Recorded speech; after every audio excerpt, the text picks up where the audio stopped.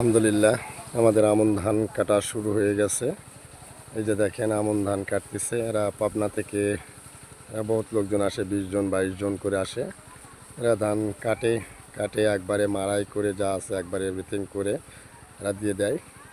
এদেরকে দিতে হয় 100 মণ ধানে, এরা নেবে 18 মণ ধান। আর ওনারা নিজেরাই পাকশিক করে খায়। ওরা বহুত মানুষ আসছে, আজকে 2 দিন হয়েছে আর আসছে। এই যে দেখেন ধান কাটতেছে, এইভাবেই এরা কাটে। এখন শুধু কাটে এই ধানটাকে আমরা ভেঙে শুকাই নেই। খ্যাট যে খড়টা হয়, খড়টা আমরা শুকাই নেই, ধানটাও শুকায় যায়। তারপরে এই ধানটা আবার নতুন করে বাঁধে একবারে বাড়িতে উঠায় নেয়। এইভাবেই ভাই আমাদের কৃষি জীবন, এটাই আমাদের কর্ম, এটাই আমরা কর্ম মনে করি এবং এটাই আমাদের জীবন।